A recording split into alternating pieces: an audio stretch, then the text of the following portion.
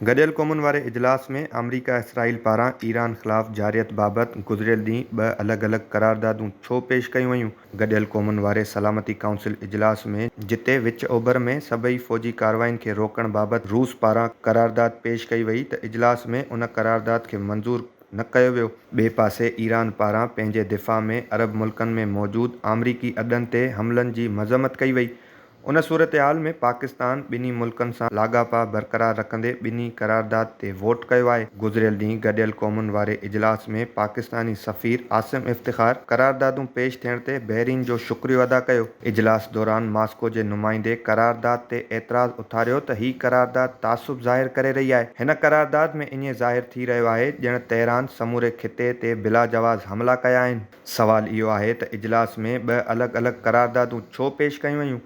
अरब मुल्कनि जे मसूदे में ईरान जे पाड़ेसरी मुल्कनि ते हमला रोकण जो मुतालबो कयो वियो। मसूदो पेश करण वक़्तु बहरीन जो चवणु हो त हिन मां ज़ाहिर थिए थो त आलमी अमन अमान जे इस्तेहकाम लाइ अरब मुल्कनि जो हुअणु इंतिहाई ज़रूरी आहे। हीउ जंगी मामिलो सिर्फ़ इलाक़ाई मसइलो नाहे। उन मौक़े ते अमरीकी सफ़ीर चयो त ईरान पारां जंग लाइ उकसाइण ऐं पाड़ेसरी मुल्कनि खे यरगमाल करण वारी हिकमत अमली ईरान लाइ ख़तरो साबित थी। तंहिं हूंदे बि रूस ऐं चीन हिन करारदाद जे हक़ या मुख़ालिफ़त में वोट ॾियण खां पासो कयो, छाकाणि त उन्हनि जे चवण मूजिबि हिन करारदाद में तकरार जे बुनियादी सबबनि जी अकासी नथी थिए ऐं न ई उन खे मुतवाज़िन अंदाज़ में पेश कयो वियो आहे। हिन करारदाद में ईरान ते इसराइली आमरीकी हमलनि समेत बमबारीअ जो को हवालो नाहे शामिल कयो वियो। वाज़े रहे त गॾियल क़ौमुनि जे सेक्रेटरी जनरल पिणु इन्हनि कार्रवाइनि खे गॾियल क़ौमुनि जे चार्टर जी भञकिड़ी करार ॾिनो हो।